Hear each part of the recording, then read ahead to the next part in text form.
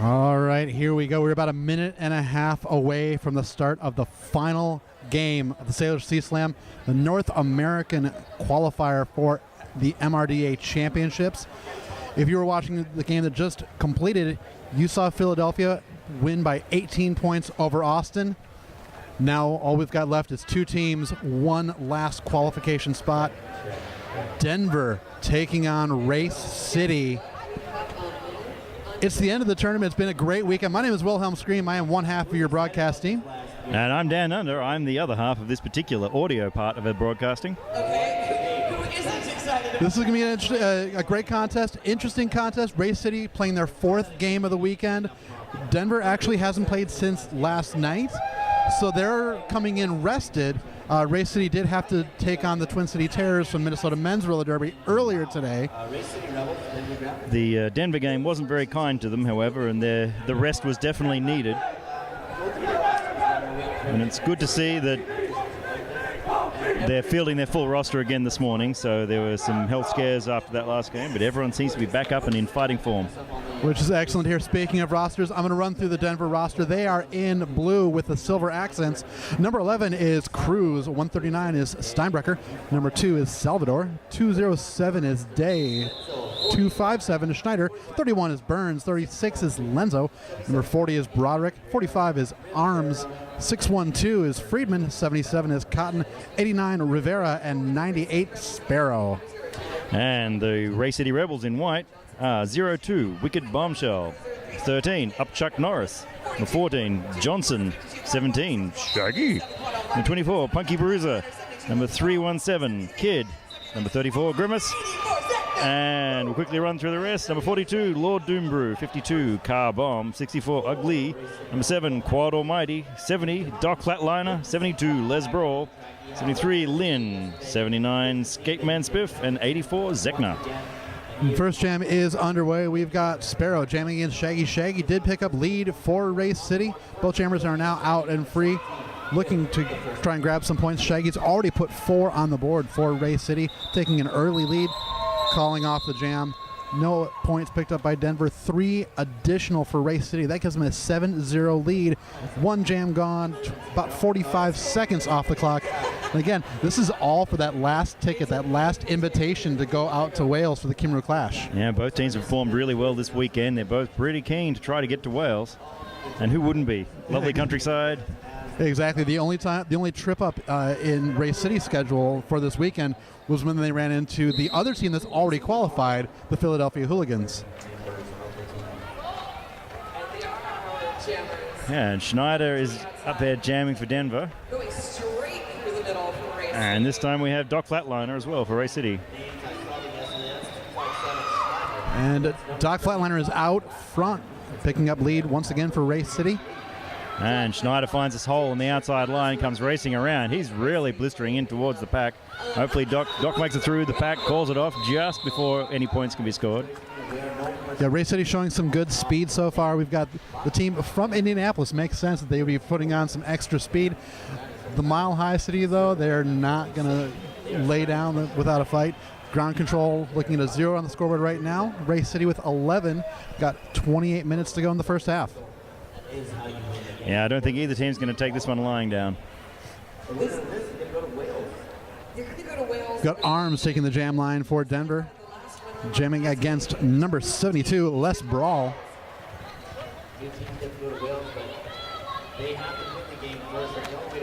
A very physical confrontation so far in the pack. Yeah, Denver's all weekend has been good at reforming those walls up front and containing the jammers, but this time Les Brawl managed to get through them. Earns lead. Arms looks like he's having trouble with his skates there. Quad Almighty standing guard. That is going to slow everything down for Denver. Les Brawl already in scoring position as well. So taking advantage of Arms having to fix his skate in the middle of gameplay. Yeah, we see him take the star off, so I think he's looking for Broderick to make the star pass. It seems like maybe that's a more persistent problem with his truck. The problem for him is that right now Broderick is occupied at the back of the pack, trying to slow down and stop Les Brawl from picking up any additional points to add them to the Race City side, but Yeah, he's been such an anchor for Denver all weekend, as he's taken the star a couple of times, but mostly he's been back and forth looking for whoever he needs to hit to keep them contained, and he's been doing a good job at that. Exactly. Arms does come around, forces what Les Brawl might think is an early call off. So 5 additional points for Race City. Denver still with the 0 on the board. We got a 16-0 score. But still very early in the game, only 3.5 minutes gone so far. Yeah, Sparrow hoping to break the egg. Sparrow looking for a little bit of a fist bump from Wicked Bombshell, the opposing jammer up the jam line. Wicked Bombshell not paying any attention for a while. They did finally connect with big smiles. Yeah, there's nothing so awkward as just hanging there going, oh, don't leave me hanging. You say that, and then I think something slightly more awkward just happened. Sparrow's helmet cover just popped off in the middle of the pack. So Sparrow's flying through, going to try and get out of the pack. Doesn't seem to realize that his helmet cover has come off. So not lead jammer, because that helmet cover did fly off. However, is out first, is now in scoring position. Yeah, he did. You saw the look of, what? Why aren't I lead when he left the pack? But it was certainly pointed out to him, and scoring points. Looks like Bombshell's going to try to make up some of that differential, but Denver is definitely on the board at this stage. I think the strategy at this point for Wicked Bombshell is, at least equalize the points that Sparrow's picking up. But always take that chance that you might just find your opposing jammer getting pinned back. The Race City defense has been very strong so far in this game.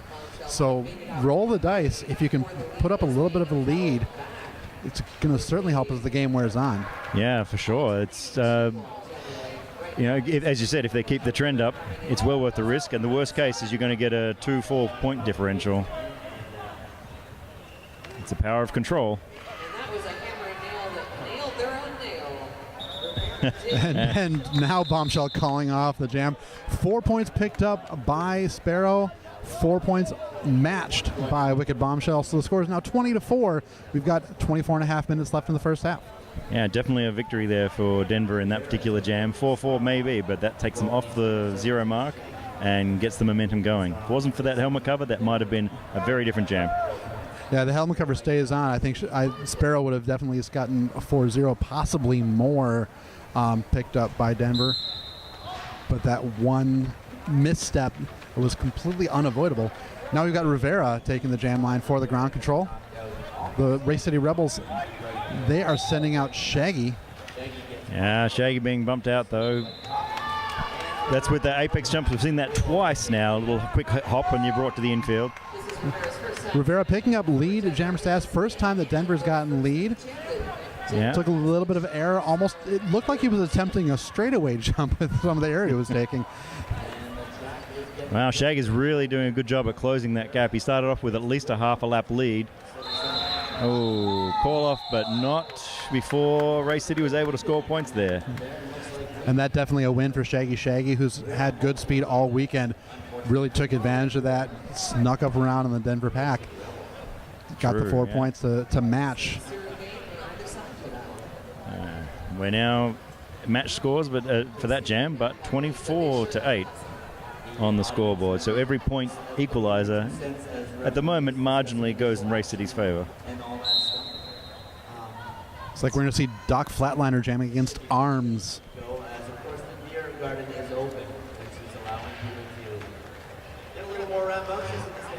Little confrontation right in the front of the pack between the jammer and pivot line.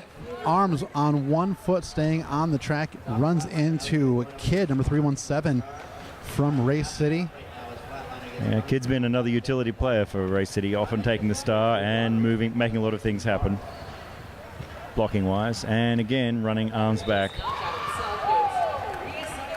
It looks like it was the tandem of Kid, a car bomb, Skateman Spiff, and Johnson that really did their number on Arms, and Arms trying to go on the inside this time, pushed to the infield. Doc Flatliner already in scoring position with lead, calls off the jam. 2 points for Race City. That opens the lead up slightly more. It is now an 18-point lead, a 26-8, 22 minutes to go. Yeah, the choice there was to call it off.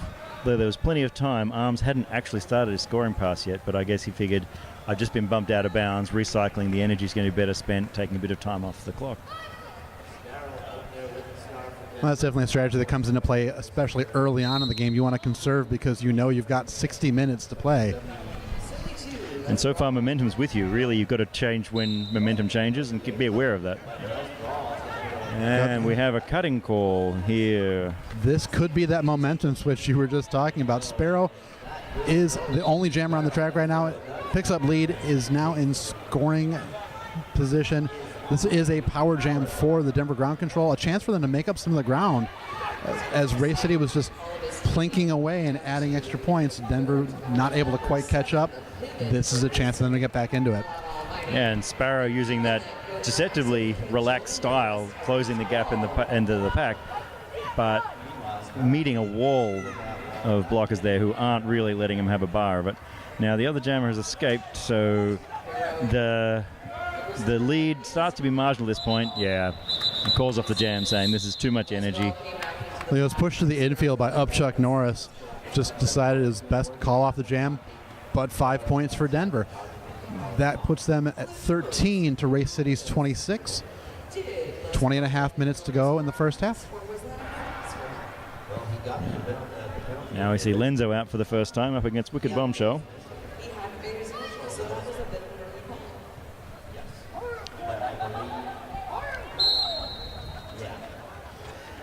And a bit of Race City cheer from the bench there, trying to key up the jammer. This is jam number 8 of this contest. Lenzo runs into Carbomb, and Carbomb immediately pushing him into the outfield. Seemed to think that Carbomb's run back seemed to think he was the one knocked him out, but it actually looked like Kid, who was the companion blocker into that hammer and nails. Lenzo does get through, picks up lead jammer status. By a couple of feet. That's really not a lot of time there as the pack readjusts. We'll see if he's got time to score any points before calling it off. Roderick's trying to trap a goat. And Wicked Bombshell is fast on Lenzo's heels. Denver was holding the back of the pack, so it was a question of if it was really worth it to keep pushing it. Turns out 1 point.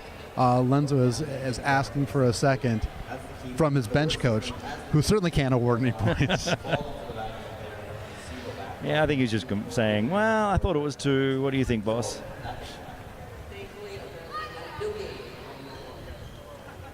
But yeah, it's dangerous when they start racing into the pack like that. That's where penalties and mistakes really start to pile up. Exactly. We've got Schneider back jamming for Denver, jamming against Shaggy.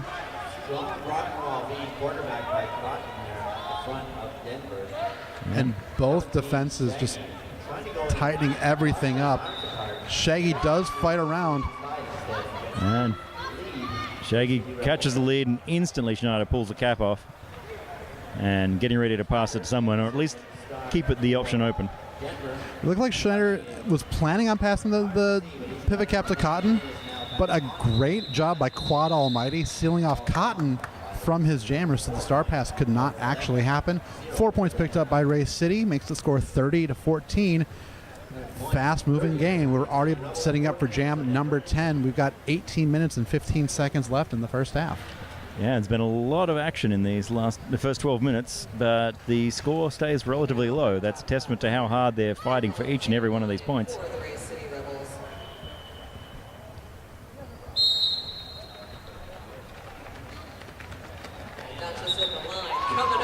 And 4 seconds is all it took Doc Flatliner to go from behind the jammer line to becoming lead jammer. Rivera having a little more difficulty. Rivera does a pirouette and is sent out to the penalty box. Blocking out of bounds is the call. Yeah, when you're pirouetting around to stay upright, if your skate comes out of bounds, and that's what opens that lane for you to re-enter, that's blocking from out of bounds. So this is a Race City power jam. Doc Flatliner already with 5 points, looking to add some more, giving Race City a little more breathing room in this pursuit of the invitation to Wales. Yeah, Doc's really, he's pacing himself there. That's not a fast pace around there, but it's a good, sustainable pace. When you've got the power jam and the line opens up like that, it's a lazy hop over. But a hop nonetheless, took some air, got a little bit of reaction from the crowd here in the arena at the Richmond Oval. And now Doc Flatliner, who's already put 15 point up, he's going to add 5 more. That is 20 points. Rivera out of the penalty box, but gets spun to the outfield one more time. Another pirouette but it doesn't quite keep him in bounds like last time, and he's forced to recycle back. This time taking no chances. Looks like that was a contact with Johnson, number 14, that spun Rivera to the outside. This time he spun to the inside. Rivera is just unable to keep his wheels on the track in this jam. A great job by the Race City defense to seal off every opening that Rivera thought he had. Yeah, and Doc Flatline is now starting his own first power jam second power jam for Race City. He's given up. Right, Rivera finally out on his scoring pass, puts the cap back on again. After taking that sort of beating, he looks pretty tired, and I would too, but now he's still approaching the pack. In his full 2-minute jam, Doc Flatliner does get released with 3 seconds left on the jam clock, so we're going to start off full complement of skaters on the track unless there is anything assessed at the whistles. And there is going to be a forearm assessed against Broderick. So I said there's an empty penalty box unless something was called. It was called against Broderick. Denver's going to be fielding only 3 blockers in this next jam. Both jammers are out. Last score was 22-2, making the score now 52-16. Race City on top. Yeah, 22-point jam really does open that up. It was starting to look a little daunting, but you can't let that get into you when you're playing the game. It's still only 36 points. It is well within reach. Sparrow jamming against Les Brawl. And Les Brawl now picking up lead jammer status. Race City has been very effective and workmanlike about getting lead throughout much of this game. They haven't given it up many times. Yeah, Lenzo there thought he'd drawn the cut on Les Brawl, but was sent off on a cut himself, so there was no penalty on the jammer. Stays in control, calls off there, 4 points to 0. Les Brawl calling off the jam after 4 points. Denver taking a timeout now just past the 15-minute mark. Staring at a 40-point deficit so far. Again, it's easily reachable. It's still within Denver's reach, but they've got to change their fortunes, and this timeout might be just what they need. Yeah, this is a good time. This is the midway point. People are starting to get more tired, and the intensity's there. You've seen 15 minutes worth of pattern evolve, and now you can perhaps start to make adjustments, and taking that time gives you that more time to discuss the adjustments as a team rather than on each pod that you send out. Yeah, and so far, relatively clean game. We haven't seen the penalty box on too much of a cycle. Not too many jammer penalties being given up either. Right. But when they have happened, it seems like Race City has been able to take advantage of it. Denver hasn't really. That Race City defense has just been hard for Denver to figure out so far. As we've seen, again, with the lead jammer calls as well. It's true, and Akers is in there having a chat to the head referee, Judge Injury, so that's part of the adjustment process, seeing if you can adjust the referees, find out what's happening so you can maybe make use of the way the calls are being made. 5 seconds signified. We've got Wicked Bombshell on the line for Race City. And racing through it really quickly, straight out of that. Only 4 or 5 seconds again on that one for we're in lead, but Schneider breaks through just as fast. Yeah, in most situations, it's taking Denver 10 to 15 seconds to get through, which would be good in a lot of situations. It's just that Race City is getting through it in 4 or 5 seconds. Yeah, in addition, there's a couple, that extra few seconds turns out to be 3-3 jam for this one, only because Schneider really opened up the taps on the way through and came through. And it looks like just as that last-minute contact there, seems like there was some high contact, and Bombshell's been sent to the penalty box just at the end of that jam. That should probably adjust the score as well. Quick official timeout was taken. That seemed to be to clarify about the high block penalty to Wicked Bombshell. That means that Denver is going to start out on a power jam. They've got Sparrow wearing the star right now. This is an opportunity. Again, only 40 points, but Sparrow needs to figure out how to get around the Race City defense.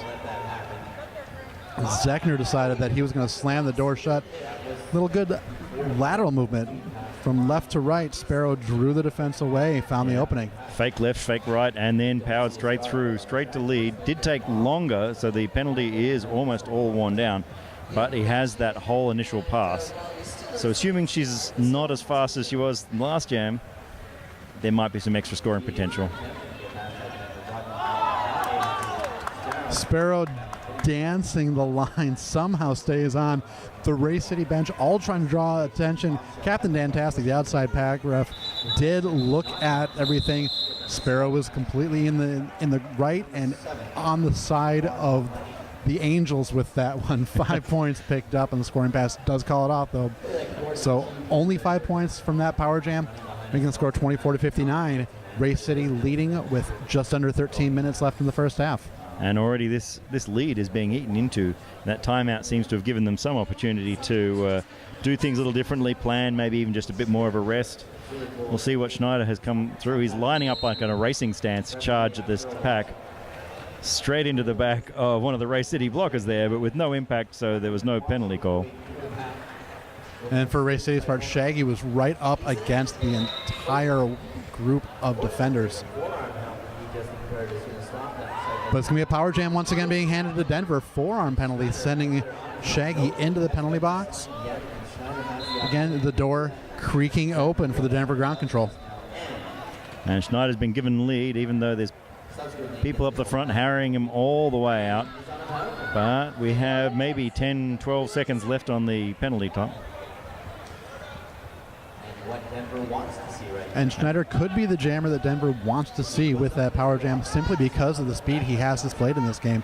He might be able to find an opening, but we're seeing the Race City defense just sealing up.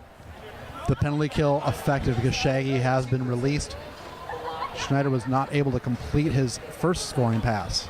Yeah, it'll be interesting to see the Schneider-Shaggy matchup, because they've both been lightly agile but high sprint jammers through this weekend, and that's certainly what Denver needs to see a lot more of. And they both seem to be relatively hard-nosed about their style of attack into the packs as well. Shaggy does spring free. Schneider calls off the jam, 4 points added. So did not get that jammer lap point due to the penalty kill of Race City. Yeah, they managed to keep Schneider within the pack for that entire time. Hopefully, they were hoping for a second scoring pass, but Shaggy was already coming around on scoring pass, so good call at a time.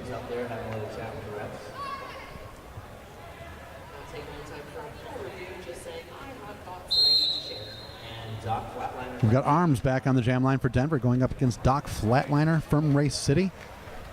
And both taking a poke to the inside, to the outside. All these blockers are adjusting on the fly, trying to keep these jammers contained. Moving to the in, moving to the out, and they're recycling back very quickly.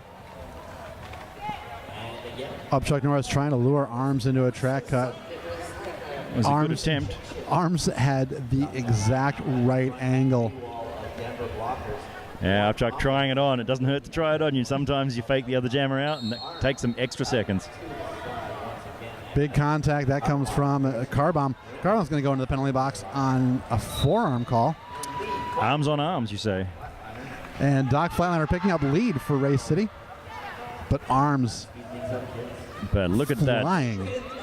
Arms is one of the juniors that just graduated up from the junior program in Denver and has the speed of the youth behind him.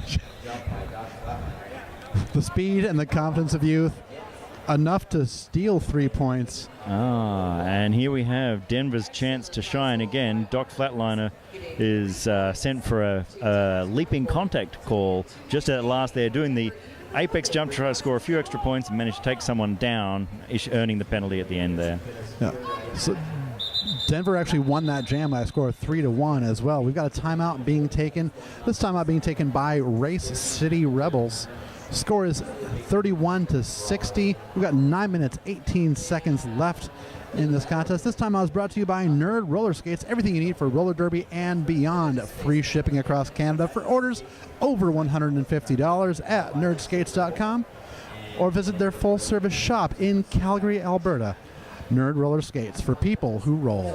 And if you're listening in the venue, I was talking to Dev earlier, and he said that they've got one last shipment of Notorious RED, and apparently that's out of print, out of stock almost everywhere. So if you want to be kind to your traveling companions, buy some Notorious RED and put it on your gear. That way you're you're enjoying the drive home a lot more. At this point now, Notorious RED is a collector's item. That's right. The value will only go up. So make sure to get your limited edition bottles now. Order them from Nerd Roller Skates, because he'll take what he's got home and he might put them on eBay. That's right. And advice from my mother here: buy two, one you can use and one you can keep pristine in its original packaging. You don't want to break the blister pack, because it lowers the value right there. Absolutely. Power Jam is starting out. We've got Schneider jamming for Denver. Doc Flatliner is serving that penalty assessed at the end of the last jam. Schneider's out and through. Took about 10 seconds. So slowing him down, but lead jammer going to Denver. But still turning on the speed that we saw from both Arms and Schneider earlier, and this is what Denver need, because this will give them their opportunity to score. However, just being edged slightly out of bounds, slowing the timing of the score down even more. But still having that boundless energy. It's a great block by Kidd to send Schneider towards the outside originally, and then Johnson doing what Johnson has been doing to opposing jammers all weekend, of just getting in their way, getting a little bit in their head to force them to change direction. Yeah, it looks like there was, I think, a multiplayer block there holding Doc back. So Doc's now out of the pack, but Schneider is just at the front of the pack. We don't know how many points he scored, but he should be calling it off any second now. 4 additional points for that second scoring pass. So Doc had made it to points, so the bench coach said, no, don't call it off, go for the extra points. Let's see how they get. Both teams with one blocker in the penalty box right now. We've got Burns sitting for Denver, and that is Kidd sitting for Race City. No additional points, but a 9-4 jam. Denver taking the win in that jam once again. Well, 9 points. That's Denver's best jam for the day, or for this game. Brings the score 64 for Race City, 40 for Denver. 7.5 minutes to go. Sparrow back wearing the star for the ground control. Race City Rebels respond with Shaggy.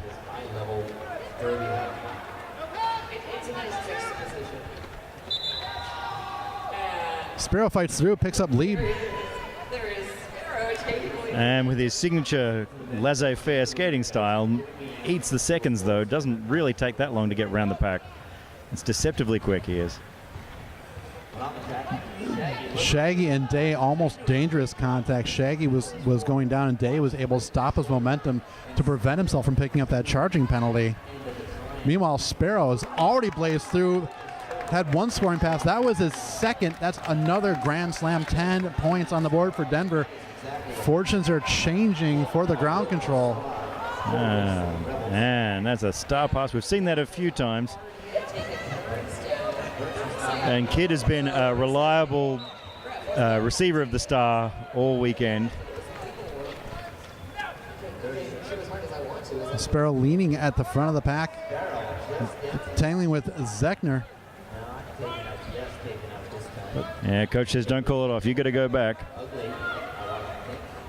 They're successfully managing to hold Kidd back, which is an impressive feat. He's been moving blockers around all weekend. Well, both jammers are on the same scoring pass. Well, they're both on a scoring pass. But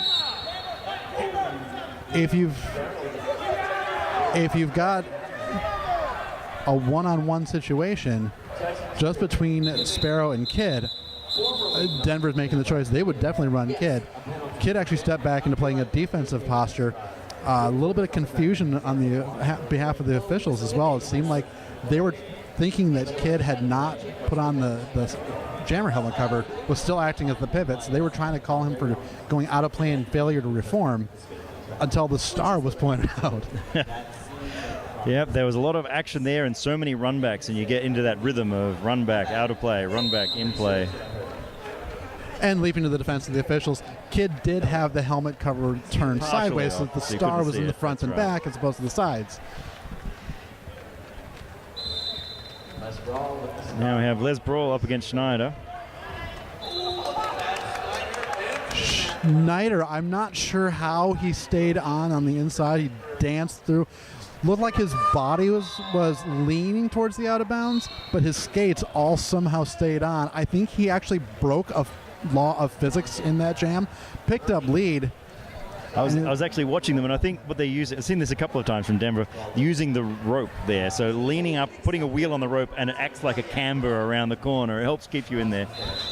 So not breaking physics, just exploiting them mercilessly. That's right, using all of the track for all of its possible advantages. Shawnee picks up 3 points, makes the score 57-67. What was once a 40-point game has now been whittled down to only 10. Just about 4 minutes, 15 seconds left in the first half. Race City still enjoying the lead they've established early on. And this is the discipline we've seen from Denver all weekend, is that slow and steady, high level of endurance, keeps them going and keeps that points flowing all the game.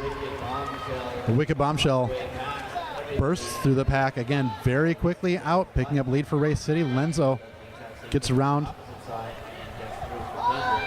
And Bombshell being pleaded with by her bench to call off the jam.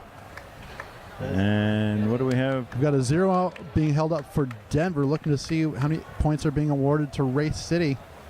Yeah, Bombshell was in a mess of blockers right at the end there with falling and skates on the line. And we'll see how many hips will pass. It looks like 2 hips or 1 hip and 2 penalties equals 3 points. But now we have official review from Race City.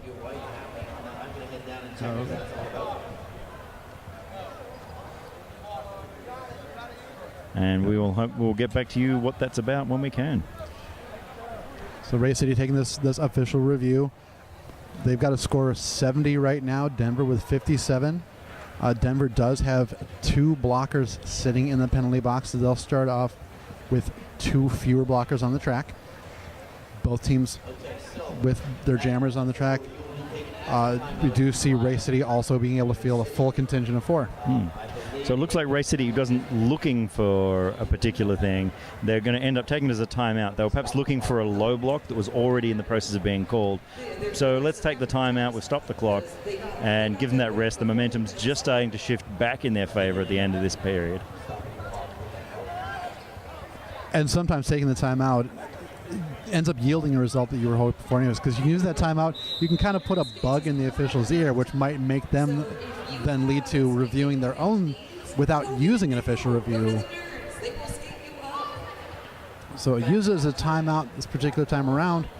Race City 70, Denver 57. We are back to the action. We see Cotton up for the first time this period, but Doc leads out in almost two-dimensional fashion along the inside line there, really bending the laws of physics all around.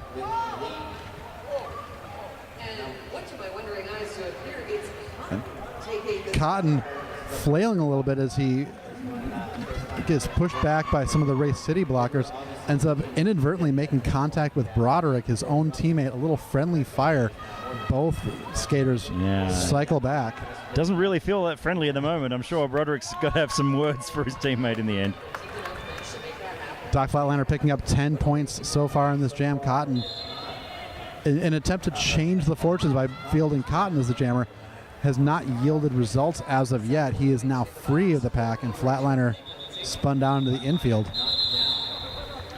And gets knocked down and decides to call off the jam rather than trying to get up and do the whole rinse-repeat thing. So that's a good call as Cotton was coming around on a scoring pass. So we've got 2 minutes, 10 seconds left. 83 for Race City, 57 for Denver. Arms back to the jam line. Shaggy had gone out to work as the jammer, had left the jammer cap behind on the bench. I understand it's been a long weekend for the skaters. Again, this is Race City's 4th game. Sometimes you forget things like helmet covers. And just as well, too. I mean, he's made lead, so it didn't rattle him too much. It was good timing, but there's been a recent rules change, so even if you're standing there acting as the jammer, then that's a delay of game charge because you didn't technically feel the jammer. Exactly. Meanwhile, Arms just pinned in, as we've seen so many Denver jammers. Shaggy found a lot of an opening, picked up 5 points. Manages to squeeze in between those large blockers there. Arms sometimes had some trouble being held up, until he can just form that small wedge and then make his way through. Shaggy with a little bit of an apex jump. Arms did snag 3, 1 additional for Shaggy. So a 3-6 jam, making the score 60-89. We're about to enter the final minute of the first half of this second qualifier. Of the second qualifying tournament, the second day, the first, no, I'm missing something. So somewhere. many ordinals. The first time there's been qualifiers for the MRDA right. championships. This is, so we can't even call this the inaugural. It's the inaugural North American qualifier. There we go. So, Doc Flatliners has picked up lead for Race City. Now Sparrow is out as the jammer, and Sparrow being assessed a track cut call. That is going to put Doc Flatliner on a power jam. He didn't notice somebody. I think perhaps he saw the initiator go down and just stepped in. But around the apex there, it's really tricky to see how many people have actually passed. That's why the referee's on the inside looking out, because that's a much better position. They saw that there was something illegal going on there, and he's serving the time. And Flatliner with a little bit of a pirouette. Another big jam for Doc Flatliner, picking up 10 points already so far. Enjoying this extended power jam. Sparrow is now standing. There's under 10 seconds remaining in his penalty. Flatliner is going to cut through. Wondering if he was going to try and freeze the opposing jammer to start the next half. Does not do so. Instead, grabs the additional points. And if I remember correctly, Sparrow's still on the initial pass, just now completing it. So That's Doc right. Flatliner probably looking to add a few more points yet. Yeah, I think at this point, get knocked to the ground and say, yeah, no extra points are worth this effort. And we have... That is going to bring us to a score of 106 for Race City, 60 for the Denver Ground Control. And that brings us into halftime between these two teams. Excellent. Now, the intermission time says 15 minutes on the clock. However, it's usually cut down to 10. So the way check it's in been at all 10. weekend, it's been 10. I will assume that 10 is probably what we're looking at. We're actually not at timeout yet. We're not at halftime yet because Denver is taking an official review. Yeah, I think from what the body language I saw on the bench there, I think Sparrow wants to contest the cut call. And although that won't change any of the results of that jam, it will take 1 penalty off his record. Which, when you're running with only a limit of 7, taking 1 away definitely can impact and change your fortunes later on in the game. Absolutely. Again, earlier in the day, if you're watching the 6th place game between Montreal and Dakota, if Dakota could have removed 1 penalty from Evinrude, he would have been useful in the second half. They could have utilized him. They weren't able to because he picked up 6 penalties in that first half. It totally changed their plan moving on. So it wouldn't change the score, but it would have given them another jammer to use. So Sparrow wanting to have that 1 removed if possible. And yeah, when you reduce that set there, it has a cascading effect. The other jammers you've got are more tired because they're on a heavier rotation. And it looks like we're not going to get a result immediately on the result of this. But halftime's been commenced, so we will take a break at this point, and we will get you the results of this at just before the beginning of the second period. Hope you've enjoyed watching.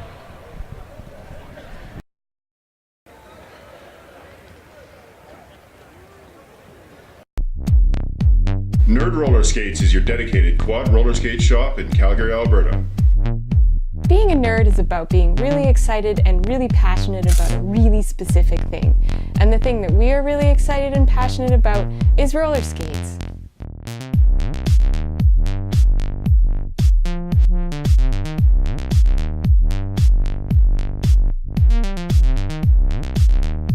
Nerd Roller Skates, for people who roll.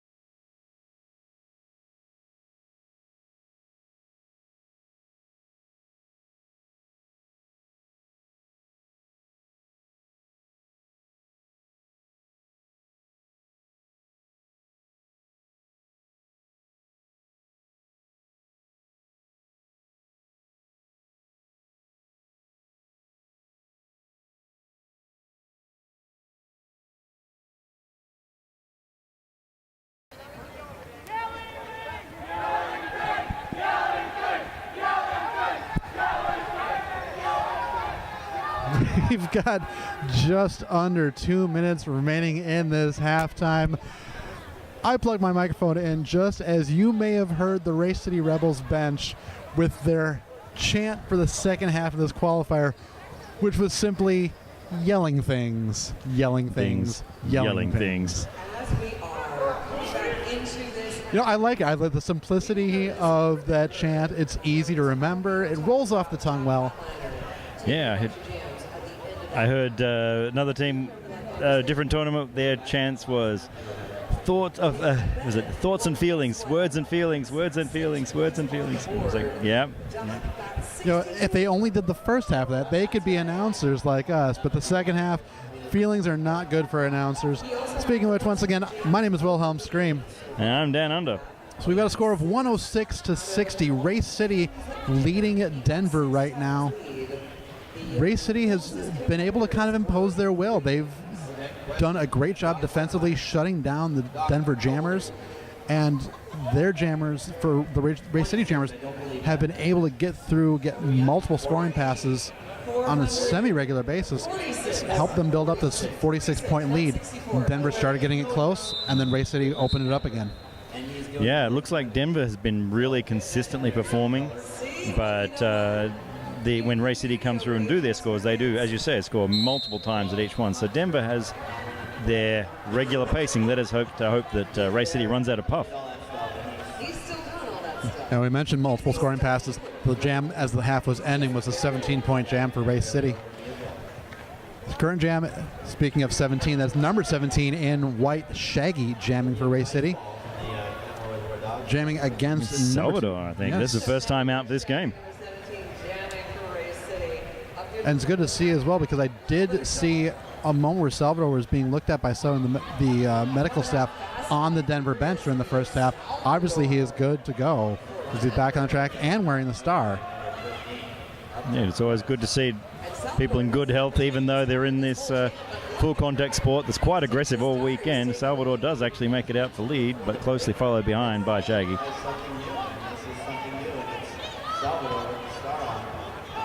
Shaggy having a brief little conversation with his jam ref. Salvador trying to put on a burst of speed.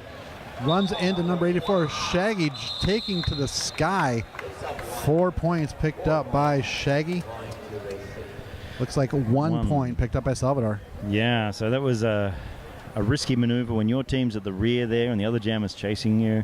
You really want those points. Hey everyone, your voices are heard. The beer garden will be open till 7, just for the hooligans. And probably for those people. You've probably heard that announcement through our microphones as well. The crowd here is ecstatic that the beer is going to be served for an extra half an hour. They're also ecstatic if they're cheering for Race City, because Doc Flatliner just picked up lead jammer status. Meanwhile, the ground control trying to find that answer. Schneider back out jamming. Yeah, Schneider's really showing his burst of speed as he's left the pack, coming around again. But this time Doc shows a bit more discretion around calling it off. Didn't score as many as he would have liked there, but got 3, but managed to hold Denver scoreless. Well, just like in the first half, though, Race City wants to make sure they don't give Denver that opening, because Denver can put on a burst and draw it close, which makes things a little more tense. So Race City just wants to keep the pedal down, make sure that they don't give that opening and that breathing room to the Denver ground control. Yeah, now Denver needs to bring the same control, because when they've controlled Race City has only scored a few points here, but when they've had that small crack in their armor, that's when the multiple scoring passes start to happen.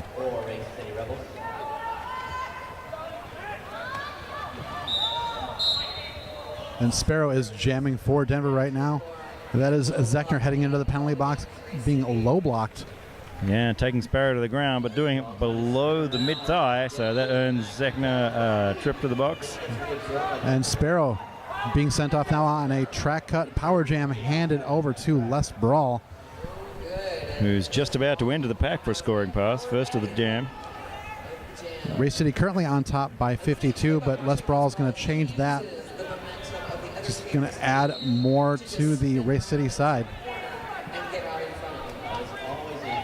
Another penalty, this time against Race City, doing a clockwise block, which no doubt helped Doc get through. Lebrol get out there and score 5 points.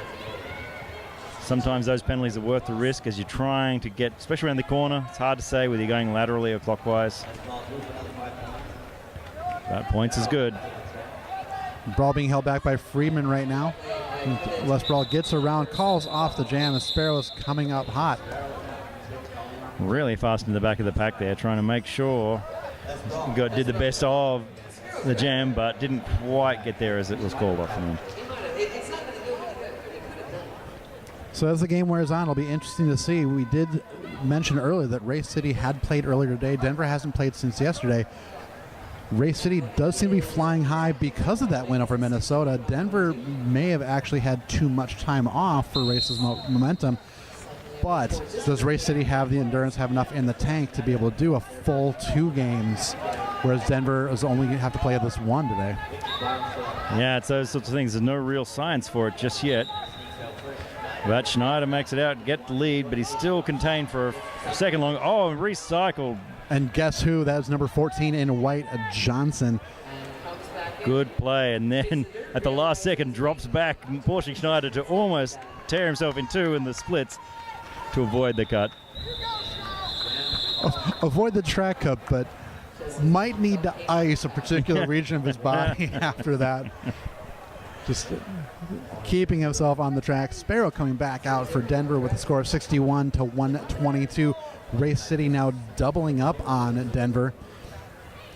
Yeah, now we're also getting to the point where Denver's looking at either an endurance or a penalty issue, as we're seeing Schneider and Sparrow on really high rotation already this period, whereas Race City has the bench going through in a 3 rotation.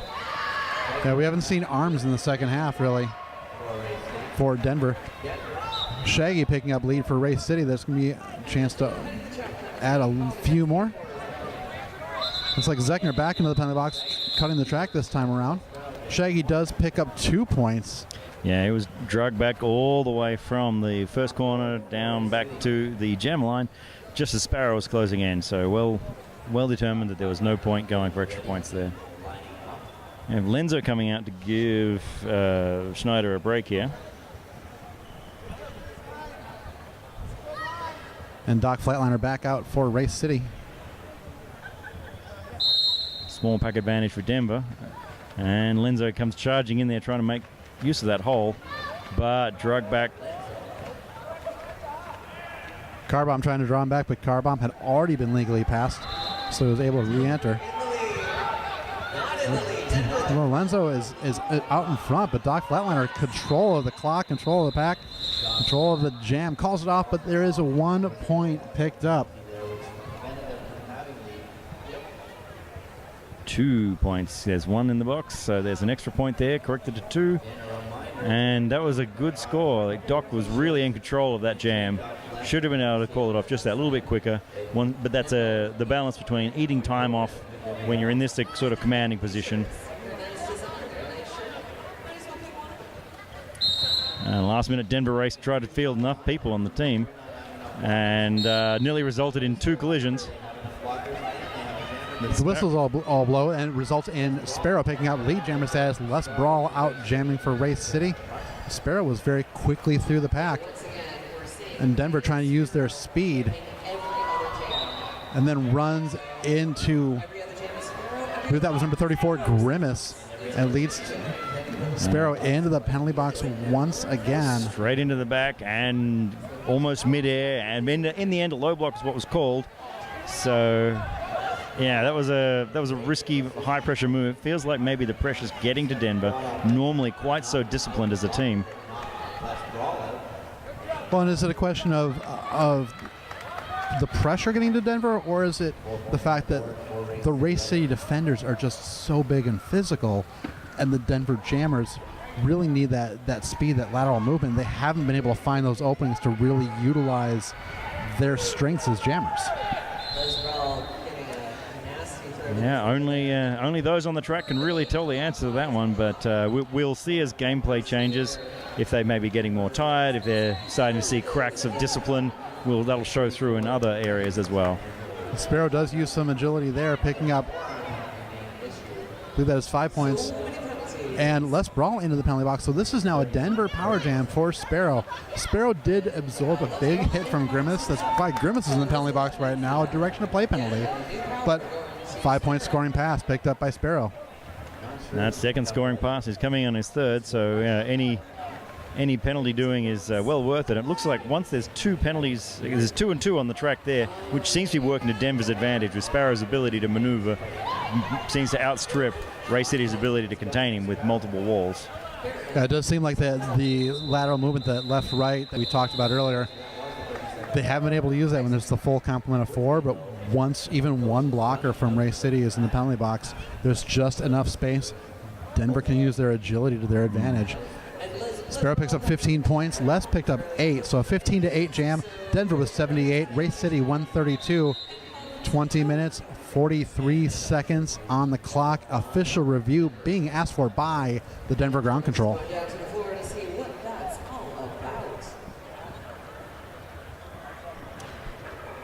And once they've finished the questioning, we'll hopefully have something for you on that front.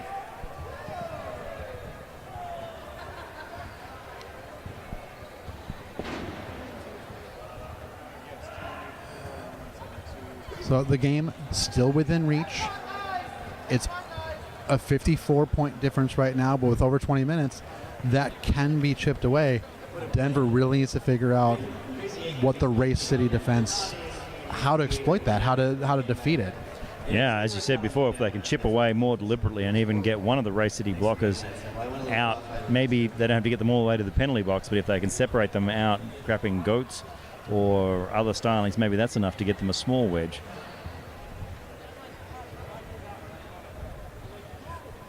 And it maybe be effective for Denver. I'm not entirely sure, because they have seemed to need to really utilize all 4 of their blockers to try and stop the Ray City defenders or Ray City jammers. But is there the question of, can they peel one of their blockers off to help their jammer through and play offense? Yeah, so the review there was reviewing the lack of a cut call on White 7-2 here. So Les Brawl just to the end of the jam. Apparently, Akers, the coach of Denver, saw something in that, and they talked about it, and the penalty was actually issued. So Denver retains their ability to review one more time this period and starts Schneider off with a power start. Yep, starting with the power start and taking the pivot line, or the pivot line. So giving a little extra space, giving Schneider that extra ability to try and run up. But Ray City stealing the wall pretty quickly. Yeah, so those having a full complement of blockers seems to be more of the problem than having the Ray City jammers on the track for them. Schneider finds an opening and just running around the outside, dashing away from Skateman Spiff. Number 79 in white was trying to slow him down. Les Brawl has returned to the track. Yeah, fighting through the pack without the cap on. I don't think he's going to try to pass it, but he's maybe just leaving the option open. But Denver really swarming all over him. Schneider's trying to push through. Is on a scoring pass. Les Brawl still on the initial pass. Kids skated to the front there, waving up, saying, gimme, gimme, gimme. But the Denver offense is doing their best to try to separate the two of them, including Schneider, who is, as the jammer, was pushing Kid further right up to the front until Kid said, no, go out of bounds now. Well, there was kind of an interesting situation, too, because Skateman Spiff skated backwards to play that offense that I mentioned maybe Denver might need to start employing. But he almost skated too far back. It almost caused a no-pack situation to be at the front where his blockers were stopping the Denver jammer. Was not called, so 5 points picked up by Denver. No penalties, but a star pass being undergone. Kid bursting through. Yeah. Catching a whip. Sneaking through there was a chance of call it from the bench, and Schneider's caught up in his world trying to get the extra points. Kid's coming through on another scoring pass here. And Kid and gym class hero getting tangled up. Yeah. Both bounce back up relatively quickly. Looks like Down class hero 2 additional points picked up by Race City, 3 picked up by Schneider. It was a 9-6 result. It could have been 9-0 had Schneider heard the plaintive cries from his bench of call off the jam. Yeah, I think this is one of the early other signs that I'm looking at to say maybe there is a breakdown. Just he's not listening to the bench so much, caught up in his own brain, trying to figure out how to get through this wall that's been keeping them under control all game. So, yeah, Lenzo and Shaggy coming through very close to each other, but Shaggy's got about a quarter of a length on him. And again, Denver taking the back position in the pack. So Shaggy's able to fly around. He only picked up 1, but by taking the back position, they're already down on the scoreboard by 51 points. They're making it easier for the Race City Jammers to get into position and steal those points away. Yeah, those blockers are not only effective keeping the Jammers under control, but they're also effective at keeping the Denver blockers in the rear, which, as you said, during that's where I think Race City's getting an extra couple of points per pass than they would otherwise. Got Doc Flatliner jamming for Race City right now. Looks like that is Sparrow out for the lead. I couldn't quite tell if it was Sparrow or Arms. I didn't see the number, and they do look fairly similar. But Sparrow picks up lead.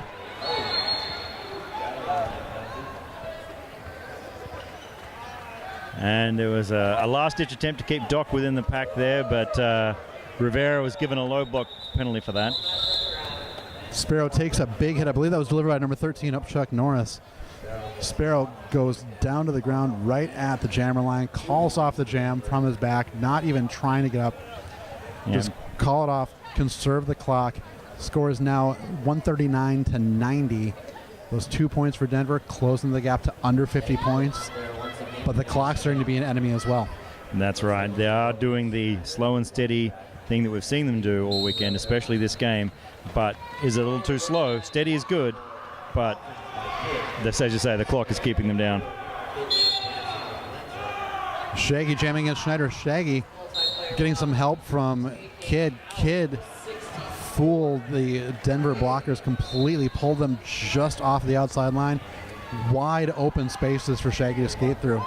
Yeah, Day managed to hold him up briefly at the back, but he is out of the pack for a 5-point pass, coming in on his second scoring pass. Meanwhile, Schneider's being given trouble up the front and is not being allowed to leave the pack. This time the wall isn't formed quite in the same way, but they've got 2 and 1 formation, and that 1 just happened to chip him out right at the end.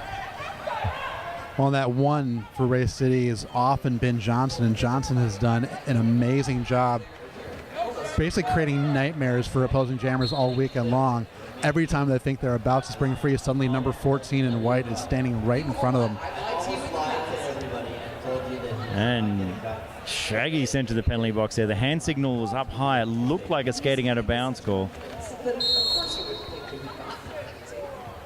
Forearm penalty being assessed against Lenzo.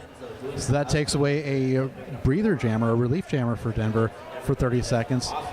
Shouldn't affect things. Shaggy was lead, so this full 2-minute jam, of which there is 37 seconds left. Lenzo will be back on the track by the end of it. Yeah, Schneider really not having any more luck. Again, Johnson's keeping him get to the back. This time Cotton was trying to clear a lane, but didn't quite do it cleanly enough and was sent to the penalty box as well. This is real significant penalty box trouble for Denver. Shaggy has returned to the fray, and he found the opening that was being created by Schneider pushing against Johnson. Denver now sending Rivera into the penalty box. What was already a difficult task becoming Herculean when you've got 2 of your blockers in the penalty box. Yeah, they're timeout called by Race City, so they're hoping to calm themselves down a bit. Spirits were getting a bit high. It was good to see after that energetic jam where they were blocking quite aggressively. At the end there, the opposing teams gave each other a high five and a smile, so that's always useful to help reset and center people, and the energies that they've got on the track is more useful rather than penalty heavy. And smart play by the bench staff of Race City to call a timeout right now to keep people from getting too heated, because after jam like that, yes, there were the high fives, but there's a chance that things could get a little bit vicious with the hits that we applied. So calm everyone down. Give everyone a minute just to sit and relax. That's an example of really knowing your team, knowing the makeup.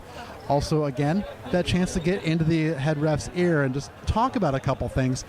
It's not an official review. It's not, but it's. I've noticed this, and maybe you have too, and you didn't think anything of it at the time. You know, and instead of renting 15 seconds of the head ref's ear, you've rented a whole minute, so that gives you an extra time. And with only 14 minutes and change left in this period, 2 timeouts and 1 official review remaining, they're not going to need to spend all of those clock stoppages. And correction, that was a Denver timeout. That was not a Ray City timeout. So Denver taking the timeout to try and change their fortunes, get the momentum back on their side.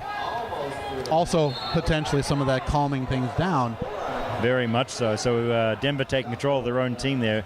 It was reported as Ray City timeout, and that made sense to us at the time, but this is good strategy from Denver to close that out, although they may well want to have those timeouts. Yeah, Denver now, they do have the only jammer on the track, that is Sparrow, trying to find the opening. Wicked Bombshell in the penalty box for Race City, but Sparrow, just, again, the openings that are there for Race City are closing so fast. That defense so good at moving. Carbomb now pushing Sparrow to the infield, picks up a forearm call.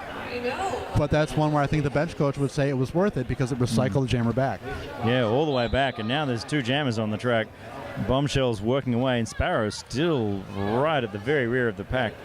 And it's a real testament to the Race City blockers, because the Denver hasn't given up a power jam this period, and Race City has given up 4, but they're still managing to keep the scoring quite low on Denver's side. Yeah, Race City has given up a number of power jams, and not only have they maintained the lead, but they've actually extended it from the first half. There was a star pass at the end of that jam. Sparrow did pick up lead and called off the jam before Quad Almighty could fly around the track and grab any points to extend the Race City lead. So it leaves it at 153 to 96, 12 minutes, 15 seconds left in the second half. And we have Doc knocking out Lenzo, and Doc's coming through all the way around, trying to draw him back into the pack and get that mythical -1 lap. And looks like Quite that has successfully. indeed happened. There is the -1 lap right now. Lenzo's Lenzo's really motivated to get out of the pack, otherwise he's going to get that 6-point pass. That's sort of like a slap in the face of a jammer. So Lenzo's now out. Now he's on his initial pass. Doc Flatliner actually, if I'm not mistaken, I believe actually both jammers on their initial pass, because Doc Flatliner got slowed down. It was a good drawback. Yeah. Now at least Doc Flatliner picking up lead. Nearly backfired. I mean, that was a long drawback, almost 4/5 of the track, and still didn't, only just managed to get lead out of that. Yeah, that's giving a lot of credit to the Denver defense, because, and they deserve it fully, because Doc Flatliner had a good 25-30 seconds where it was just him contending with the Denver blockers, and he wasn't able to get through. Just now getting through to complete that first scoring pass for 4 points. Doc Flatliner taking to the sky, calling off the jam. Looks like 4 additional points being grabbed. Yeah, just managed to landed on Skate's knees slide, so technically part of the boot hit the track first, so the points are earned. And Akers is there in there questioning, talking to the jammer, saying, "Are you sure that's where he landed?" Now we see Arms out on the track for the first time this period. Arms has been absent for a while from the jammer rotation for Denver. Official review being asked for by, I believe this one's being asked for by Race City. So 161 to 96, the current score. Race City seems like they've got things well in hand. They are well on their way to getting that invitation to go to Wales and to participate in the MRDA championships. Yeah, there was nothing that I could see just at the end there that they wanted to review, so maybe it was something a bit earlier in the jam.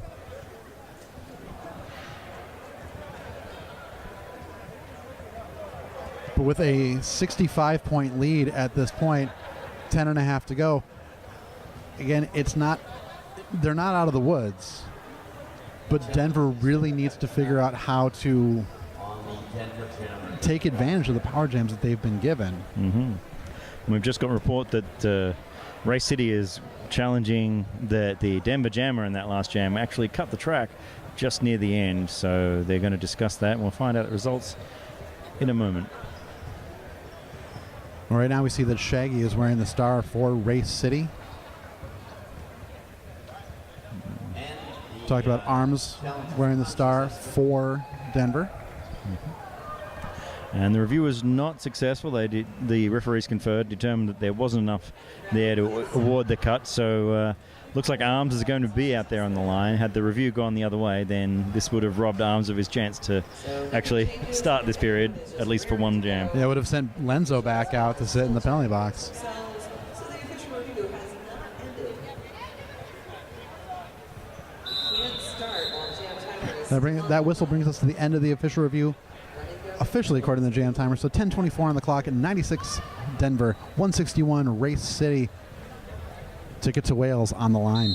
Yeah, Arms really quite dancing on the line as if he was really keen to get through, but did not actually make it through. Shaggy beat him to the punch, just found a hole and raced straight through it. As Shaggy was picking up lead, the cap of someone's knee pad came off.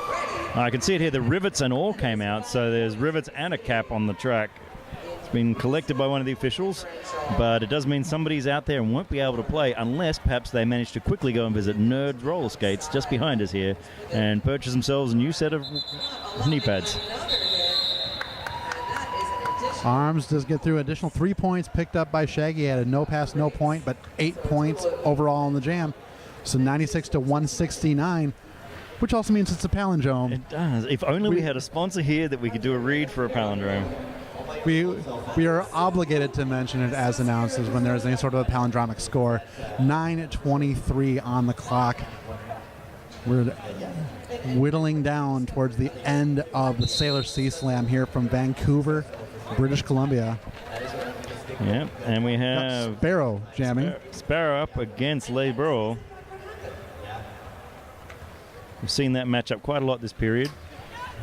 And it hasn't worked often in Sparrow's favor, but Sparrow, close this time. Sparrow's out ahead, but not quite lead jammer, but they're really close to each other. Sparrow almost had the opening. But the Race City had two blockers in front that just did their job enough on Sparrow and pulled everything towards the outside. So Les Brawl had an opening on the inside, just dancing that inside line. Les Brawl calling off the jam 0-0. No points awarded. That works out in Race City's favor. Yeah, I mean, Race City did, again, have Denver trapped at the back, but because Sparrow got through ahead, this time it didn't work in their favor to score points and deny Denver. They had to choose one or the other. Yeah, and Race City, as far as they're concerned at this point, they don't need to add any more points to the board. They just need to see more seconds tick off the clock. That's right. It's maths. Basic arithmetic, gentlemen, people. So we've got Schneider. That's Schneider that's jamming this time around against the Doc Flatliner. Yeah, they were both held up for a little while, but Doc managed to slide his way around the outside. The lane didn't open up. He just sort of found some path to go through that I couldn't see from this angle even. Schneider coming around. Again, that good speed from Schneider trying to pick up a point. Yeah, he came racing into the back there. I mean, that speed he's been kept up all game has been incredible to watch, but it is dangerous to come into the pack at that sort of a speed. But he did it okay and came through without penalty, but unfortunately not quick enough to pick up any points. Yeah, Flatliner calling off the jam, another 0-0 jam. About 40 seconds ticked off from gameplay. Add another 30 seconds for the reset. That works out for Race City. Definitely a Race City victory in that one. Got Shaggy jamming against Rivera. We haven't seen Rivera on the jam line for a while. But he makes it and gets lead jammer out of there. Now we have Kid in the box. This is a 4-3, so one of the blockers down. This is the sort of thing that Denver really have been looking for and capitalizing on. They're not going to be able to capitalize too much because Rivera is out and through. Shaggy was also out, so Rivera having to call it off very quickly. Gets the 4. That 4-0, that's showing what they can do when they get lead. There's a small penalty, breaks their walls up, and their discipline that they've managed to maintain. That timeout really managed to bring those emotions in, and now they're showing the discipline they've shown the rest of the weekend. But the discipline also is small control jams. They're not going for too many, and at some point they're going to have to take a gamble. They've only got 6 minutes left. They're down by 69 points. Sparrow jamming against Doc Flatliner. Yeah, what's that? 13 points a minute. That's a lot faster than they've been scoring for a little while. But Sparrow out, again, lead. That's 2 in a row. And that deceptive speed that he manages to pull through. Sparrow knocked down. And Doc's coming around for a scoring pass. And Sparrow deciding he wanted to preserve his energy for the next time he's out on the track rather than trying to squeak that extra point out. So a 0-0 jam again. He tried so hard but was just knocked out before he managed to score or anything. That's disappointing for him. Again, that 0-0 jam, time ticked off. Totally works as far as Race City is concerned. Mm-hmm. I can't stress enough, Denver's going to have to take a gamble. If they want to get the ticket to Wales, they're going to have to take a risk. So how do you turn this sort of thing around? I mean, what they really want is more of those jamming penalties. That's when they've scored points. But how do you force that when you haven't been able to get that wedge in so far this game? That's the tricky thing. It's trying to find the matchup. Shaggy and Schneider they're very similar jammers. So then you have to rely on your defense. Shaggy obviously had lead at that point, but it looks like it's a situation where Denver might, if they get lead, they might have to run long with it because then they're staring at a 71-point deficit. Yeah, I mean that's a good time where you get the gamble. You hopefully make your blockers hold that jammer up, get that extra lap point occasionally, but they haven't been able to manufacture that yet so far this game. Right, and with the fact that there have been so frequent the jam stoppages, the jam's not going very long, that also has been playing into Race City's favor because their momentum from the earlier game has been able to carry through, and they haven't really been pushed endurance-wise other than just a standard skate. Denver theoretically should have that deeper well of energy right now to try and push for an extra risk, extra long jam. The question is if there's enough time no matter what they choose to do. Sparrow now picking up lead. Les Brawl jamming for Race City. Yeah, so this is a definitely momentum shift for Denver. They've managed to take control. This is the Denver we've seen a lot more of. But Quad Almighty out of the pack with the star.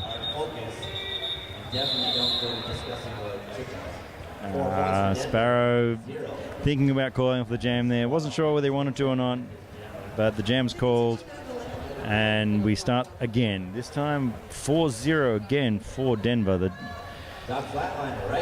They're definitely increasing their score rate and their lead jammer percentage, but with only 3 minutes 23 seconds left on the clock, will it be enough? We got Lenzo coming out to jam against Doc Flatliner.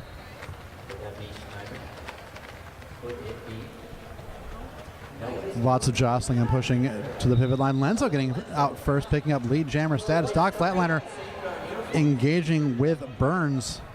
Gets knocked down and then getting tangled up with Day.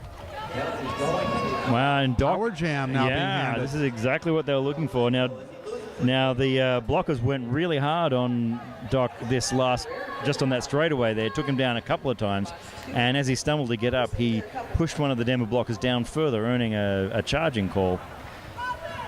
So this is a break for Denver. Let's see how much they can capitalize on that. As we've seen all game, Race City and the penalty kill just been stifling the Denver Jammers. Lenzo just now with some good agility in the corner does complete the scoring pass, but Doc Flatliner being released from the penalty box, so only a 5-point pass. 1 minute ticked off of the jam clock, so it's only another 50 seconds or so to go. Kid sent him flying to the ground, and he sat there for a sec thinking, should I get up or should I just call it right now? Because Doc was still on his initial pass, so he had time to get up and recover some more points, but the 7 points to 0 probably seems like the safer bet. Save a few seconds. And now a timeout for Denver. Brings the deficit back to 60 points. We've got Denver with 111, Race City with 171. Denver taking a team timeout with 2 minutes, 6 seconds left on the clock. And since we're in this possibly one of the last 2 timeouts of this game, we'll want to talk about the other 2 sponsors we've had so far for this tournament. We have Save On Foods going the extra mile and going the extra mile to feed the volunteers all weekend. And we thank you, Save On Foods. Also, Cobb's Bread at the South Point Annex. They've been working with Save On Foods to take care of all the volunteers. So thank you to both those organizations. Also, thank you to you watching at home. We know Derby costs money. If you'd like to make a donation to help cover the cost of the live feed, please send something via PayPal to finance@mainlandmisfits.com. Anything helps. Details are also posted on the Facebook event page. If you can't contribute, keep watching, enjoy, because coming up after this, there's going to be an awards ceremony as well. The reward for these people who have worked so hard this weekend. Now, Sparrow was almost out the front. He was taken down very hard. He's took a little bit time to get up, and he's approaching the wall a bit more cautiously, but Shaggy's coming through for a scoring pass. And Sparrow now being assessed a track cut penalty. That pretty much is going to be the final nail in the coffin for Denver's hopes. Yeah, and Broderick meeting him in the penalty box there. That's one of their anchor blockers and one of their high-scoring jammers for this game. It was already going to be difficult with Shaggy picking up lead, especially with the difference between the period clock and the jam clock. Only 4 seconds difference between the two. And although Denver does have an official review left, the penalty box is full, and Race City is standing up in the traditional "the end of the game is nigh" pose. Shaggy looking at his bench if he should call off the jam. And Shaggy fighting through again. Shaggy has already picked up 20 points in this jam. Sparrow has been released from the penalty box. Power jams. Race City has been able to take advantage of them. Denver has not. This has been the difference between Race City all game. Denver's been presented with many, many more power jams, but Race City has really put the taps on for each and every one that they have had. Shaggy now with 24 points in this jam. He's not done yet. There's more that he's going to grab. Another 4-point scoring pass picked up by Race City, putting an emphatic exclamation point on this contest.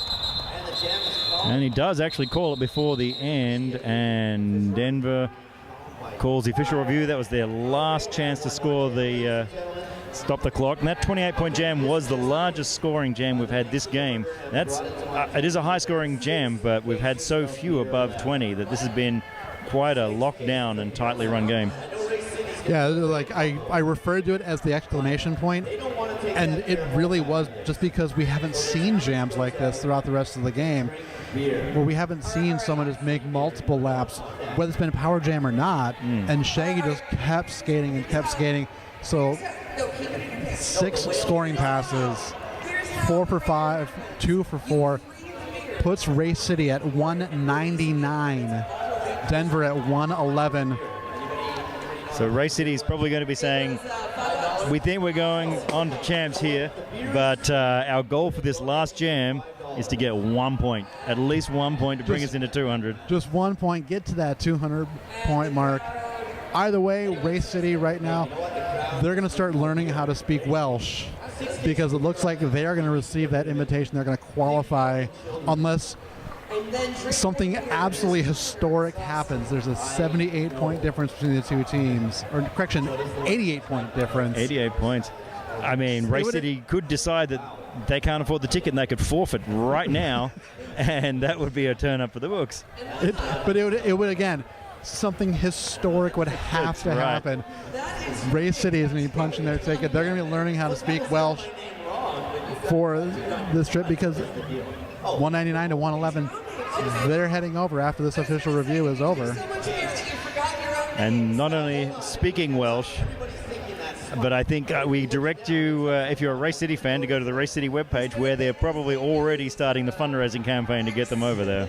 I'm sure they put together 3 or 4 over the course of this last half, just waiting of should we release it? Can we release it? Now looking at the score, too cocky to release it now. Release yeah. Now everybody on the track seems to be hiking their shorts and pants up.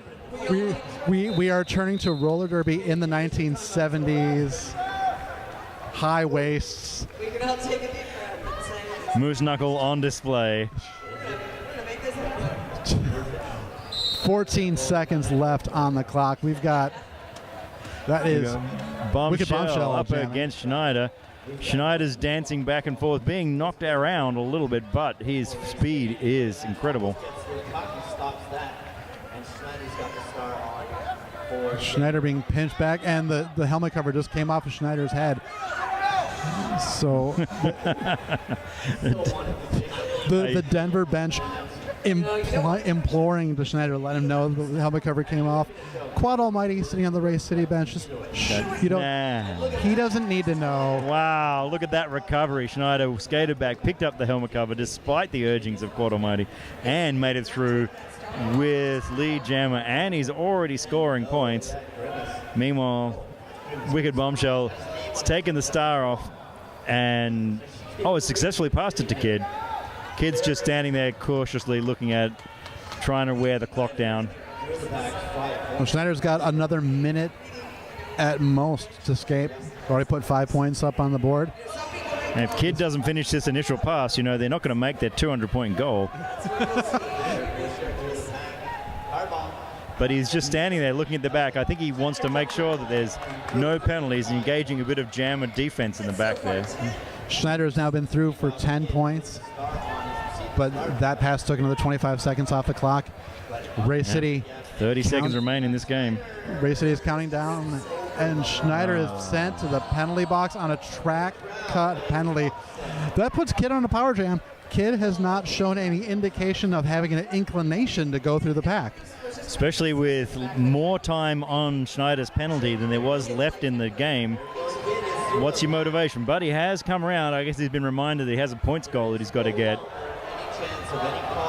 Kid has come through the pack. Kid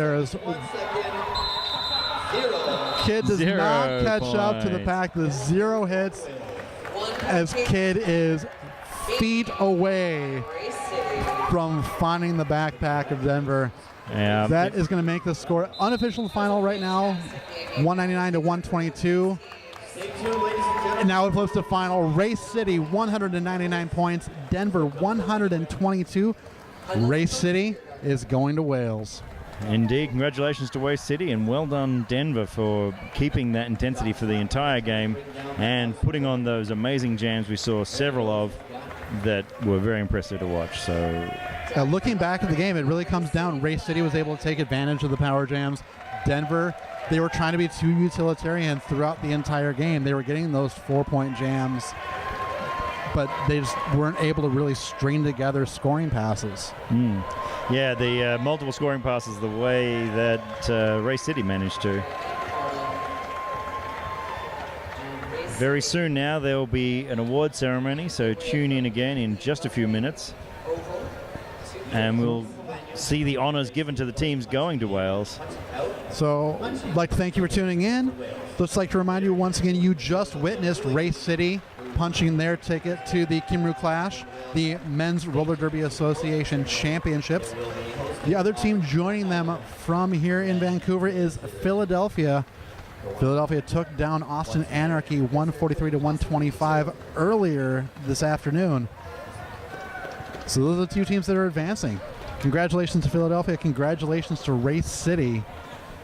And best of luck to both teams in Wales. We'll be watching. My name is Wilhelm Scream. I'm Dan Under.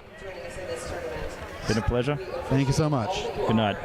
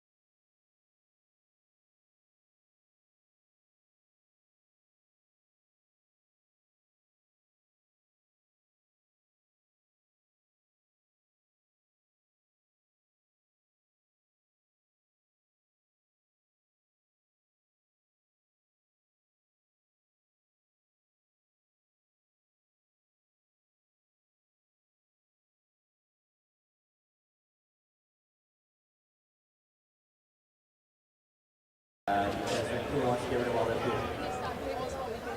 And we're going, during the ceremony, stop pulling up tape, obviously, because we're going to do the ceremony.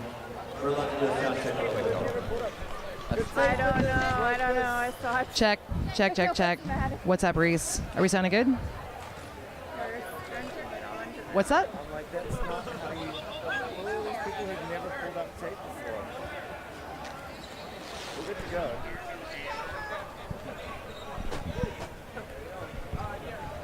We're good to go? We're good to go. Can you hear it? Yep. You don't need to do it over the screen. Yeah. Good to go. All right.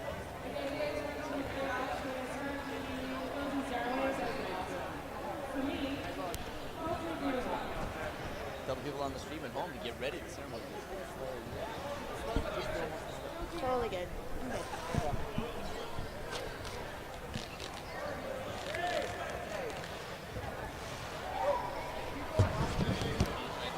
Use it, yeah. Yeah, use your arm, your voice.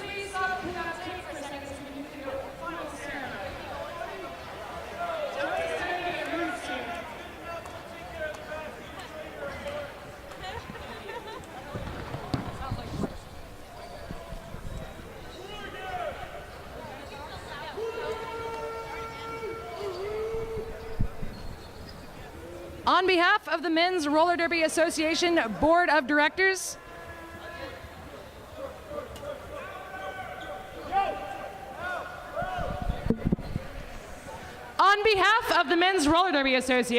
of Directors, I have a few thank yous to say. To our host, Vancouver Murder and the Mainland Misfits, thank you for putting on this event. To our officials, correct. Thank you for keeping us safe and legal. To our announcers, thank you for talking. No, thank you for keeping us entertained and informed. To the medics, thank you for keeping us in one piece. To the photographers and the broadcast team, thank you in advance for the many memories we will share this weekend. To the vendors and sponsors, Nerd Skates,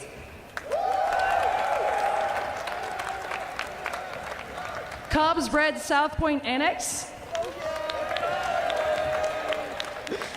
and Save On Foods, thank you for making this event possible. We'll get to the teams in a moment, but first let's take a moment for individual success.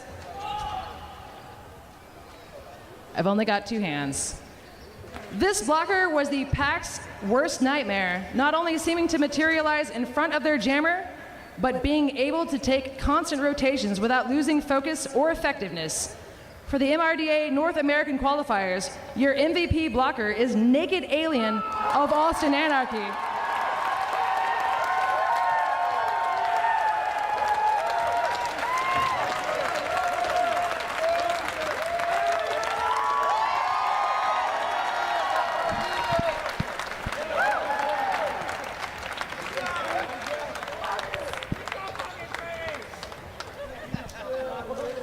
This jammer's laser focus and seeming unflappability leave him looking calm and collected when he's slicing through the pack or fighting opponents' walls.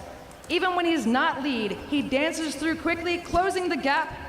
The 2017 MRDA North American Qualifiers MVP jammer goes to Viking Size of Montreal.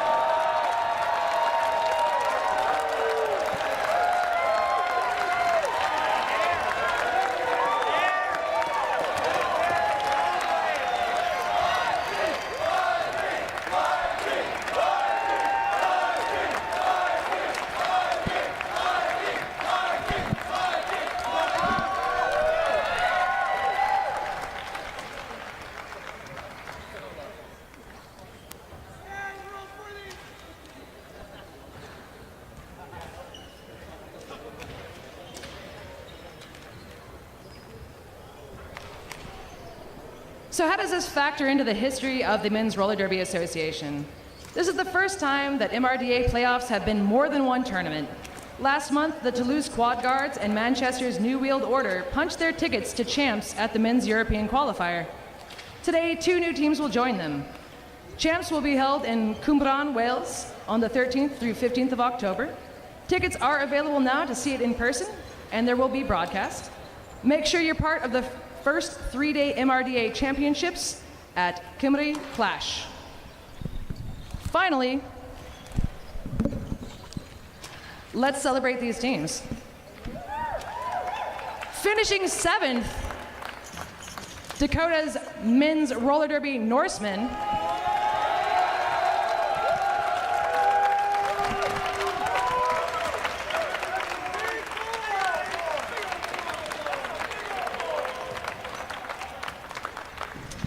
Finishing 6th, Montreal's Mont Royals.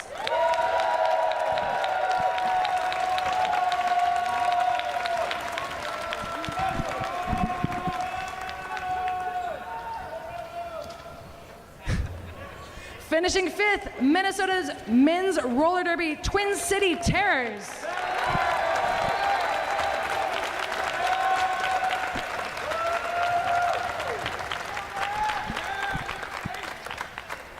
Tied in 3rd place, Austin Anarchy.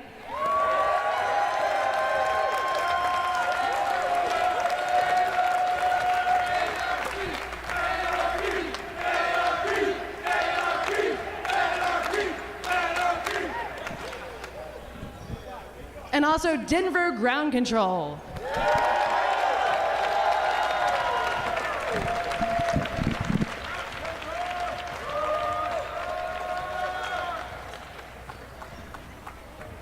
And qualifying for champs, Race City Rebels.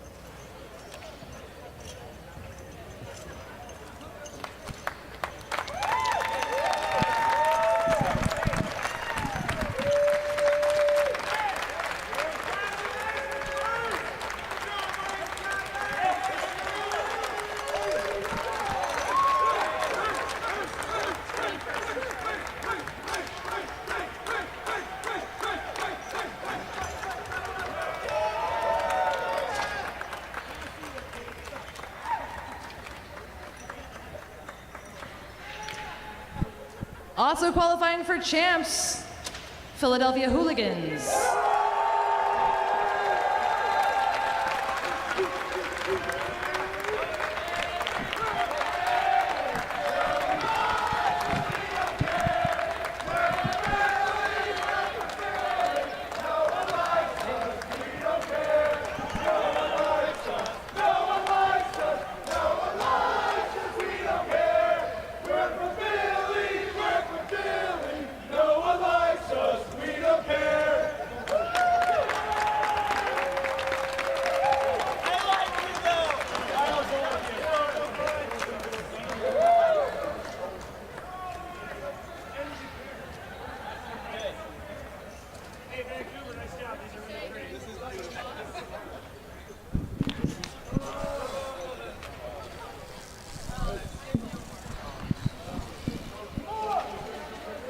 So congratulations to all of our teams who competed this weekend. We hope we had a great time at the first ever North American qualifiers for the MRDA.